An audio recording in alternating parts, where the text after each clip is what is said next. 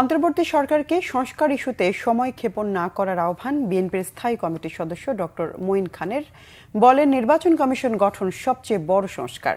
দলটির স্থায়ী কমিটির আরেক সদস্য অধ্যাপক ডাক্তার এজেডএম জাহিদ বলেছেন, জনপ্রতিনিধিদের হাতে ক্ষমতা না আসা পর্যন্ত দেশ শান্ত হবে না। নিজ দল ও নেতাকর্মীদের প্রতি ভালোবাসা না থাকায় শেখ হাসিনাকে দেশ ছেড়ে পালাতে হয়েছে বলে মন্তব্য তার। রিপোর্ট ফররুখ বাবুর। শহীদ রাষ্ট্রপতি জিয়াউর রহমানের সমাধিসৌধে দলের নেতাকর্মীদের নিয়ে শ্রদ্ধা জানান বিএনপির স্থায়ী কমিটির সদস্য ডক্টর মঈন খান।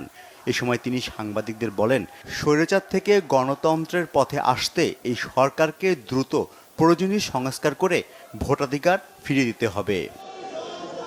আওয়ামী লীগ সরকারের অবিচারের প্রতিবাদে প্রবাসীদের ভূমিকার প্রশংসাও করেন মঈন খান। অন্তর্বর্তীকালীন সরকার, তাদেরকে আমরা ধন্যবাদ জানাই। তারা একটি ভালো ব্যবস্থা নিয়েছে, একটি নির্বাচন কমিশন তারা প্রতিষ্ঠা করেছে। আমি বিশ্বাস করব এই নির্বাচন কমিশন তাদের সবচেয়ে গুরুত্বপূর্ণ সংস্থা। আমাদের যেটা মনে রাখতে হবে যে এই ছাত্র জনতা বর্তমান অন্তর্বর্তীকালীন সরকারকে একটি ম্যান্ডেট দিয়েছে। ম্যান্ডেটটি কি?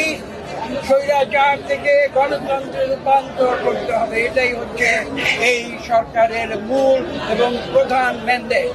এদিকে জাতীয় প্রেস ক্লাবে এক আলোচনায় অধ্যাপক ডাক্তার এজেডএম জাহিদ বলেছেন, কোনো অন্যায়কারীকে মাফ করা যাবে না। হত্যাকারীদের বিচার না চেয়ে মাফ করা নিয়ে প্রশ্ন তার। তাদের বিচার না করে আপনি তাদেরকে মাফ করে দিবেন, আপনি কে? ডক্টর জাহিদ বলেন, জনপ্রতিনিধিদের হাতে ক্ষমতা এলে ষড়যন্ত্র বন্ধ হবে।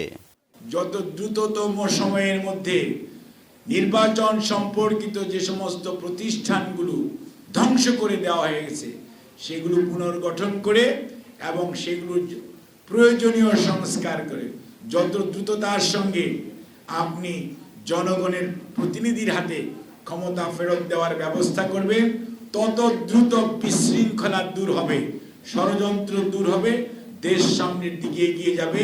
এবং আজকের বাস্তবতায় সেটি হচ্ছে সবচেয়ে বড় প্রয়োজনীয়তা।